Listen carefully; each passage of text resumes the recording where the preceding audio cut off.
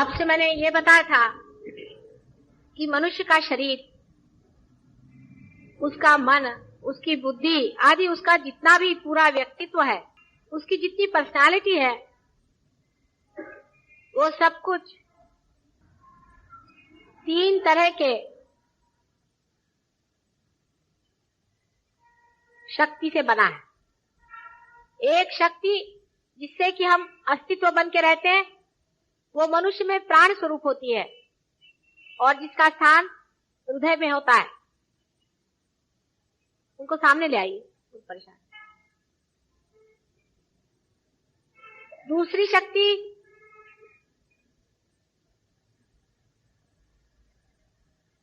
जो कि हमारे पेट में होती है, जिसके कारण हमारी आज मनुष्य दशा तक उत्क्रांति हुई है, वो है धर्म। और तीसरी शक्ति जो एक चेतनामय है, जिसे हमें बुद्धि आदि अनेक चेतना के अवलंबन मिले हुए हैं।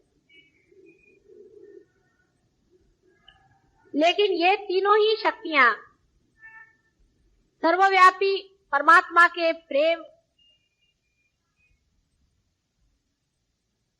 से पाई जाती है। परमात्मा का सर्वव्यापी प्रेम इन तीनों शक्तियों को संचालित रखता है और समग्र बनाता है, माने इंटीग्रेट कर देता है। जैसे कि जड़ वस्तु में भी जो आपको वाइब्रेशंस दिखाई देते हैं, जिन्हें इलेक्ट्रोमैग्नेटिक वाइब्रेशंस कहते हैं, वो भी उसी स्थिति स्वरूप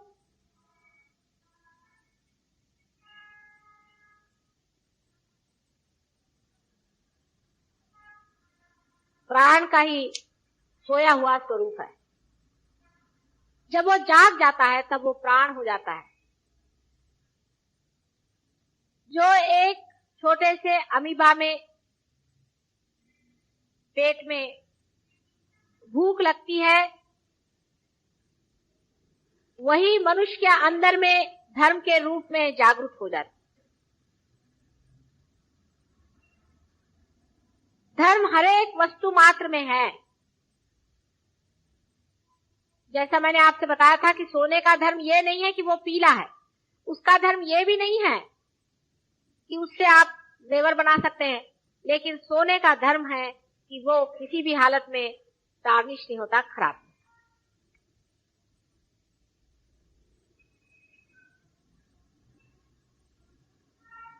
अब जो तीसरी चीज है चेतना, वो मनुष्य के मस्तिष्क में सबसे अधिकतर प्रगल्भ है, डेवलप्ड है। मनुष्य पूरी तरह से इन 3 शक्तियों में पूर्णतया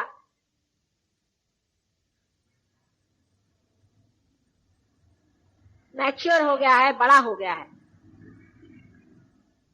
अब उसकी तैयारी हो गई है कि उस तीनों शक्तियों का संचय, जो एक शक्ति परमात्मा का प्यार है, उनका प्रेम है, उसे जाने। जो एक शक्ति ही तीनों में बढ़ गई है, वो एकाकार हो जाए। उस परम शक्ति का एक थोड़ा सा अंश हमारे अंदर कुंडलिनी के रूप में त्रिकोणाकार अस्थि में सोया हुआ रहता है। जिस वक्त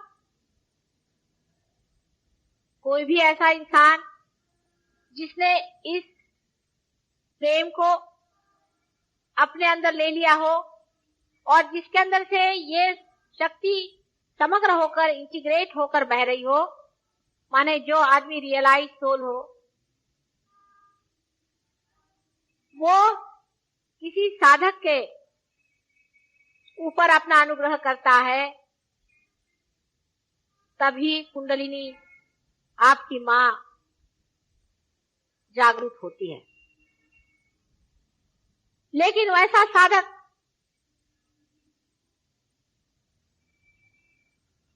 कल सोचे कि नहीं मैं ही अपनी कुंडलिनी जागृत करूंगा, तो वैसी ही बात हुई है कि जो गाड़ी चलाना नहीं चाहता है, जानता है वो मोटर चला रहा है। जिसको मोटर चलाना नहीं आता है, ऐसा अगर आदमी मोटर चलाए तो मोटर का धज्जा बन जाता है। इसी प्रकार जो लोग अपनी कुंडलिनी स्वयं जागृत करना चाहते हैं, वो अपनी सारी ही कुंडलिनी की संस्था को, उसके सारे इंस्ट्रूमेंट्स को पूरी तरह से नष्ट भ्रष्ट कर देते। अगर कोई अनजान आदमी उस कुंडलिनी को जगाना चाहता है, तब भी यही हो जाता है। कोई अगर अपवित्र आदमी आपकी माँ की ओर अग्रसर होता है और उसको जगाना चाहता है, तब भी ऐसा ही हो जाता है। और अगर कोई आदमी पैसे के लिए, आपको लूटने के लिए, आपको बेवकूफ बना करके आपके कुंडलिनी पर हाथ डालता है, तब भी यही काम हो जाता है।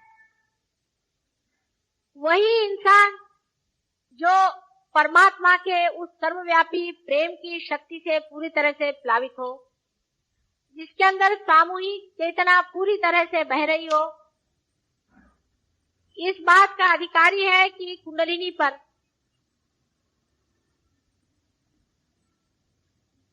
आमंत्रण का आरोप करे। कुंडलिनी का आमंत्रण ऐसे वैसे आदमी भेज नहीं सकते।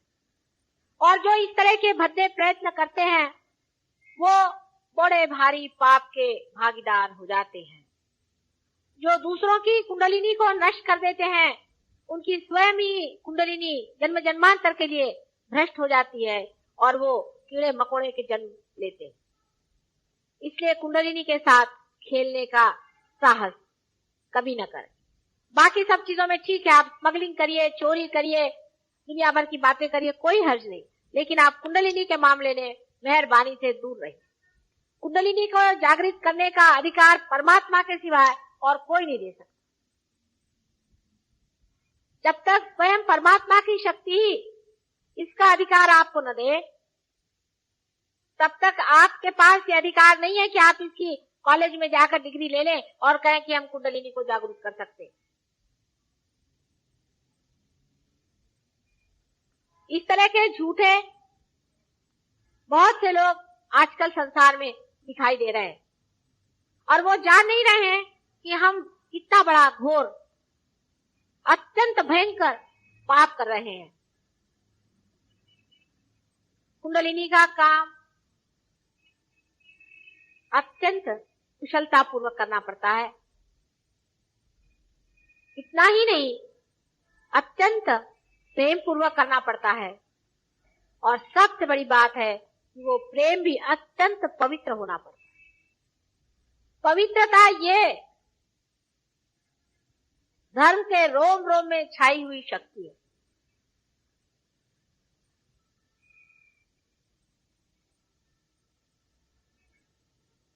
जो आदमी पवित्र नहीं होता है, जो दूषित विचारों से भरा रहता है, जिसका सारा चित्त दूसरों का पैसा, दूसरों की पत्नी या दूसरों को लूटने की ओर होती है, ऐसे आदमी को चाहिए कि वो अपना समय और किसी कार्य में लगाए, लेकिन कुंडलिनी के ऊपर हाथ न रखे।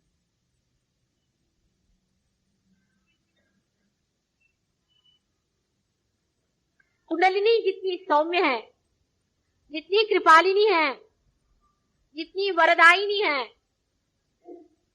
जितनी मातृ हृदय से प्लावित है, उतने ही उसको संभालने वाले गण, बेटी जो कि उसकी रक्षा करते हैं, वो प्रखर और तेजोमय है। किसी भी प्रकार का खेल जब कुंडलिनी के साथ होता है, तो वो पूरी तरह से कुंडलिनी की रक्षा में तत्पर रहते हैं और ऐसे लोगों को नष्ट भ्रष्ट कर देते हैं जो इस तरह का पाप करते हैं। सबसे महान पाप, सबसे बड़ा पाप संसार में यही है कि किसी भी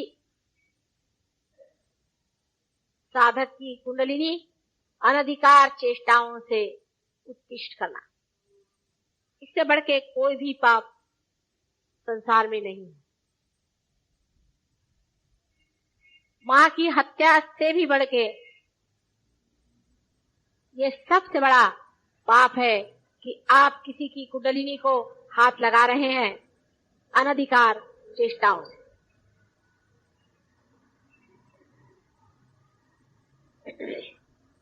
परमात्मा ने ये सारी सृष्टि अपने प्रेम में बनाई है और उसे पवित्रता से भरा हुआ है। ये सारी सृष्टि अत्यंत पवित्र है। उसमें जो कुछ भी अधम है और बुरा है वो मनुष्य ने ही संचित किया हुआ है, क्योंकि मनुष्य ही ऐसा जीव संसार में बनाया गया कि जो स्वतंत्र है। बाकी सारी ही सृष्टि परमात्मा के इशारे पे नाचती है, एक पत्ता भी उनके इशारे के बगैर नहीं। सारी सृष्टि में जो अधम से अधम है, जो नर्क से नर्क है, जो पाप से भी बढ़ के पाप है, वो सब मनुष्य ही का बनाया हुआ है। इसकी रचना मनुष्य ने ही की है। और ऐसे ही गिरे हुए अधम लोग जब अधमाधम स्थिति में पहुंच जाते हैं तब वे शैतान के रूप में विचरण करने लग जाते। शैतान परमात्मा ने नहीं बनाए, उसको मनुष्य ने बनाया है और वो शैतान की पूजा करता है क्योंकि उसने ही उसकी रचना की। जब तक हम शैतान को शैतान नहीं कहेंगे, जब तक हम अधर्म को अधर्म नहीं कहेंगे, जब तक हम बुराई को बुराई नहीं कहेंगे, तब तक हमारे अंदर अच्छाई जागरूक नहीं होगी। आपने सुना होगा कि जब लोग मक्का जाते हैं तो रास्ते में एक वहां शैतान की मूर्ति बना के बिठाई गई है और सब लोग अपने घर से अपने पुरानी चप्पल लेकर वहां जाते हैं और पहले शैतान को मारते हैं, माने उसको धिक्कारते हैं। उसको धिक्कारे बगैर परमात्मा आपको स्वीकार नहीं करने वाले और उनके स्वीकार हुए बगैर कुछ भी आपको नहीं मिलने वाला, आप चाहे कुछ कर लीजिए। उनकी मेहर आप पर होनी चाहिए, उनकी दया आप पर होनी चाहिए, उनका प्रेम आपकी ओर उमड़ना चाहिए। वो अत्यंत दयालु, करुणामय, सर्वशक्तिमान प्रभु परमेश्वर है। लेकिन अगर आप अधमाधम कार्य में बैठे हुए हैं और आप उस शैतान की पूजा कर रहे हैं जिसने संसार में एक अजीब तरह का चक्र चला दिया, जिसने अधर्म का एक चक्र चलाया हुआ है और जो उसके बहुत सारे अनुचर संसार में पैदा होकर के अधर्म को फैला रहे हैं, जब तक उस शैतान को तुम पूरी तरह से धिक्कार नहीं करोगे तब तक परमात्मा भी आपको स्वीकार नहीं करता। इस मामले में अगर आधा अधूरापन है आपके अंदर तो आप अपने ही साथ छल कपट कर रहे हैं। उसको पूरी तरह से आपको धिक्कारना होगा, उसको पूरी तरह से आपको छोड़ना होगा, नहीं तो आप में जो कुछ भी मिथ्या है वही आपके अंदर बैठा रहेगा और जो सत्य आपके अंदर है वो प्रकट नहीं होगा। जब तक आपके अंदर सत्य प्रकट नहीं होगा, संसार में भी सत्य कैसे फैल सकता है। जैसे कि समझ लीजिए सूर्य पर अगर बादल छा जाए तो अंधेरा आ जाता है और अगर बादल हट जाए तो सूर्य फिर से चमकने लग जाता है। इसी प्रकार मनुष्य ने ही अत्यंत अधम कार्य करके जो शैतान तैयार किया हुआ है, उस शैतान के बादल आज भी संसार के ऊपर इतनी बुरी तरह से मंडरा रहे हैं कि हो सकता है कि अगर सहज योग पूरी तरह से न पनप पाया तो वो दिन दूर नहीं जबकि हम लोगों का सबका ही सर्वनाश हो जाए और अंधकार के गर्त में हम डूब जाएंगे। उस अंधकार में भी सहयोग में जिन जीवों ने परम कार्य किए हुए हैं वो सितारों जैसे चमकेंगे, तारों जैसे उनकी महिमा हो। ये बहुत बड़ा आपका स्थान है। आज इसे आप नहीं समझ पा रहे हैं, लेकिन इतिहास में इस बात की चर्चा होगी। इतने सहयोगियों ने सत्य पर अपने पैर जमा लिए। आधा अधूरापन छोड़ दीजिए, छोटी छोटी बातों की ओर उलझने की जरूरत नहीं है। आप बहुत बड़ी चीज पर जमे हुए। इतनी बड़ी चीज पर जमने वाले लोगों को चाहिए कि छोटी मोटी चीजों की ओर बिल्कुल ही ध्यान नहीं।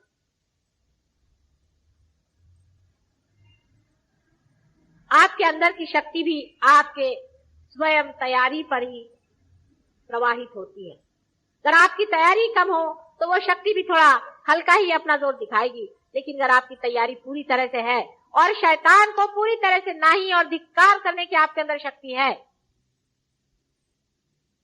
तो आप ही में से बहुत बड़े बड़े संत और गुरुजन निकलने वाले हैं। और एक बड़ी भारी पीढ़ी आज जन्म ले रही है। एक 5 साल के बच्चों से लेकर के आज ऐसे नवोदित बहुत से बड़े बड़े जीवों ने एकदम से संसार में जन्म ले लिया है, जैसे कि ऊपर ही से कहीं से सारा की सारा उनका पूरा तबका स्टेटा ही उतर आया। बहुत से बच्चे मैं देखती हूँ कि वो पार ही पैदा हो, पर नींव के पत्थर तो आप ही हैं। सहज योग के नींव के पत्थर आप लोग हैं।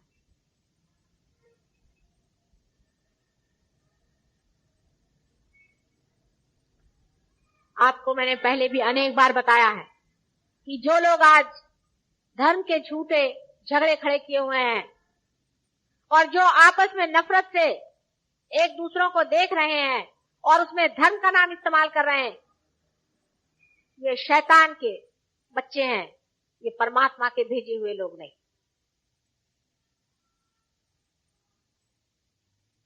परमात्मा ने कभी भी द्वेष और दुष्टता को मान्यता नहीं दी है, लेकिन उसका खंडन किया है, उनका संहार किया है।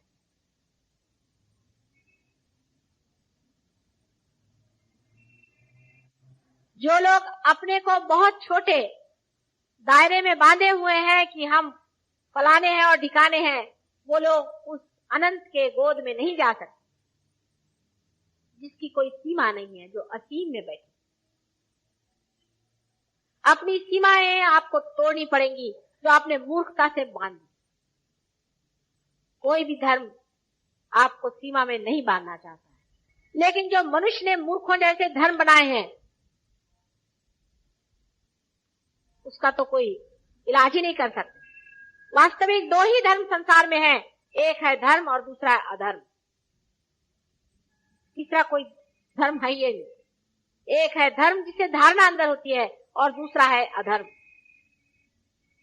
जितने बड़े बड़े गुरुजन हो गए हैं सब धर्म के लिए लड़े और उस वक्त में जो अधर्म में थे उनसे लड़ते रहे। फिर उसका नाम मुसलमान कहिए, चाहे उनका नाम आप हिंदू कहिए, चाहे उनका नाम आप क्रिश्चियन कहिए, लेकिन उनके जितने भी फॉलोअर थे, अनुयायी थे, उन लोगों में वो सत्यता नहीं थी। उन्होंने अपने छोटे छोटे ग्रुप बना लिए और अधर्म के 2 झगड़े होने लगे। एक अधर्म से दूसरा अधर्म लड़ने लगा। धर्म में झगड़ा कोई नहीं होता है, धर्म में कलह नहीं होता है। धर्म सब एक है, सबके अंदर एक है, सब में एक ही बैठता है। उसमें कोई आर्ग्यूमेंट नहीं होता है। जब आप लोग सबके और हाथ करके खड़े होते हैं तो सभी के सब बताएंगे कि माँ इस आदमी से हमें यहाँ जलन आ रही है, माने उसके आगे चक्र पकड़ा हुआ है, सब के सब बताएंगे। एक फर्क नहीं बताएगा, दूसरा फर्क नहीं बताएगा। जो कोई भी इस हॉल के इस छत को देखेगा तो यही बताएगा कि ये छत सफेद रंग का है, दूसरा रंग नहीं बता सकता। जब आप हंसेंगे तो एक ही ढंग से हंसते हैं और जब रोएंगे तो आपके आंख से आंसू आएंगे और एक ही ढंग से आप रोएंगे। उससे भी कितना अधिक धर्म का अपना स्वरूप है जो कि व्यापक है और सबके अंदर एक जैसा। उस धर्म में झगड़ा होना संभव ही नहीं हो सकता, कलह होना संभव ही नहीं हो सकता। कलह जहां आया समझ लीजिए कि एक अधर्म दूसरे अधर्म से लड़ रहा है। धर्म कभी धर्म के साथ लड़ नहीं सकता।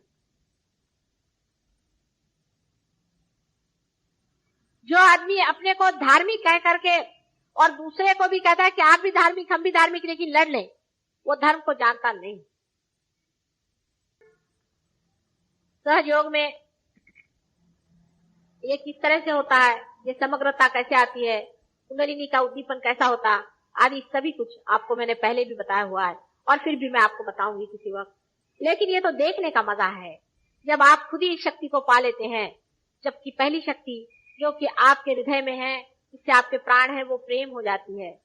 और जो आपके पेट में धर्म है वो आपके अंदर में सारे संसार की जागृति हो जाती है। और जो आपकी चेतना आपके सर में है वो सारे संसार का ज्ञान हो जाता है।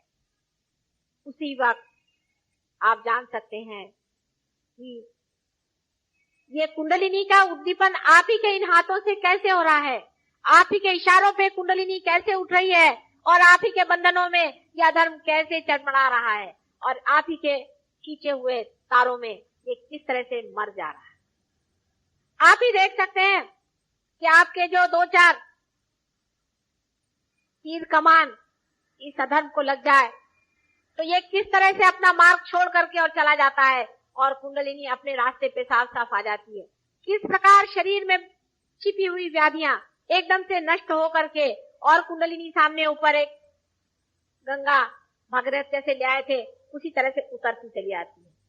गंगा को लाने के लिए तो भगीरथ ने अनेक प्रयत्न किए थे, और इस कुंडलिनी को लाने के लिए भी मैंने अनेक प्रयत्न किए हुए हैं, पूर्व जन्म में भी और इस जन्म में भी। लेकिन अब उसका फल आप लीजिए कि आपके दरवाजे ही पे गंगा बह रही, आपके इशारे पे कुंडलिनी चलेगी। आप रास्ते चलते हुए लोगों को जागृति दे सकते हैं। आपके हाथ से अनेक कैंसर जैसे रोग ठीक हो जाते हैं, ये बात सही है और होना ही चाहिए, होते ही है। ये सब कैसे हो रहा है? इसका कारण यह है कि आप उस सर्वव्यापी परमात्मा की प्रेम के शक्ति के एक आयुध हो गए हैं, वो आपको इस्तेमाल कर रहे हैं, आपके अंदर से वही शक्ति प्रवाहित हो रही है और आप उस शक्ति का कार्य कर रहे हैं। अब इसमें झगड़े का कौन सा सवाल उठता है? क्या मेरा ये हाथ इस हाथ से हर समय झगड़ा करते रहता है? जिस दिन ये झगड़ा शुरू हो जाएगा तो हम यही कहेंगे कि ये हाथ इससे अलग हो गया और ये कोई हमारे हाथ नहीं।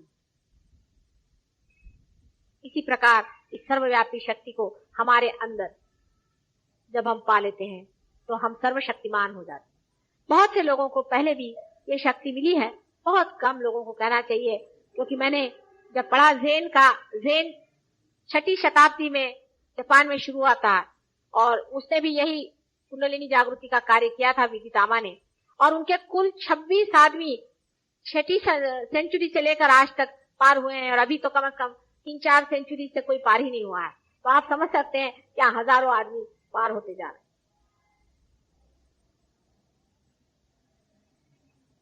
बहुतों को हुआ है, किसी किसी को नहीं भी होता है, लेकिन हो ही जाता है। आज तक ऐसा कोई नहीं कि वो आता रहे और उसको न हुआ। जो भी आया, जो यहाँ बैठा, उसे पाने का प्रयत्न किया, सब लोग पार हो गए। ऐसा हमें आज तक कोई मालूम नहीं है जो पार नहीं हुआ। लेकिन एक चीज जरूर तैयार करके आना चाहिए कि शैतान को आपको जूते मारने पड़ेंगे, शैतान को आपको पहचानना पड़ेगा, उसको आपको छुट्टी देनी पड़ेगी, उसको अपने हृदय से निकाल देना पड़ेगा। और कौन शैतान है और कौन परमात्मा है, इसकी पहचान इन्हीं चैतन्य लहरियों से हो सकती है।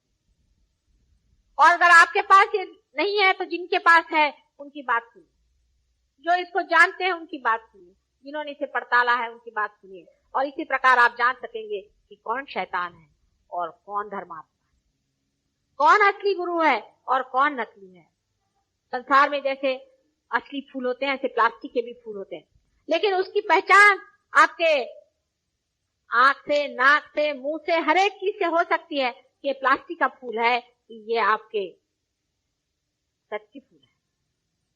लेकिन धर्म को जानने के लिए सिर्फ आपको वाइब्रेशन चाहिए, उसके बगैर आप जान ही नहीं सकेंगे कि आदमी पाखंडी है कि झूठा है कि अधर्मी है कि राक्षस है। ये आदमी धर्मात्मा है और ये आदमी परमात्मा है, ये आदमी अवतार है, ये आदमी बहुत बड़ी शक्ति है। उसको जब तक आपके हाथ में वाइब्रेशंस नहीं आएंगे आप जान नहीं। इसलिए ये चीज सबसे पहले आपको पाना चाहिए कि असली वाइब्रेशंस जो हाथ में ठंडे ठंडे आना है, एकदम हाथ में ठंडे ठंडे ठंडे ठंडे, जैसे कि कोई कूलर से आ रहे हो, इस प्रकार आपके अंदर आने चाहिए। इसके अलावा आपके विचार आपके काबू में आ जाते हैं, आप निर्विचार हो जाते हैं, और जब आप विचारों की ओर देखते हैं आप देखते हैं कि आप एकदम निर्विचार हो गए, कोई भी विचार नहीं आ रहा है। जब भी आप विचार की ओर देखिएगा निर्विचार हो जाए। यह असलियत है, ये सत्य है।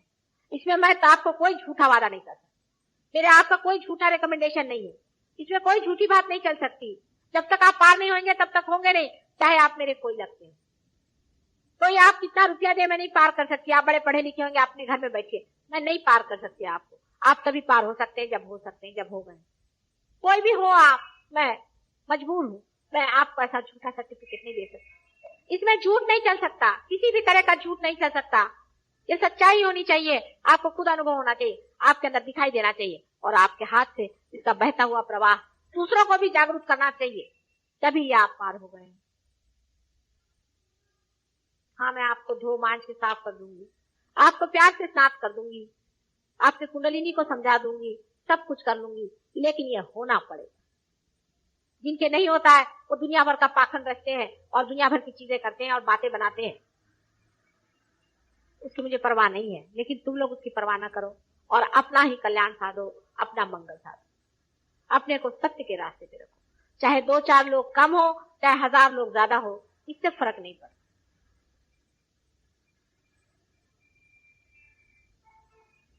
हम लोग अब ध्यान में जाएंगे। सब लोग इस प्रकार पहले हाथ रखें, आंख अभी बंद नहीं करें शुरू में।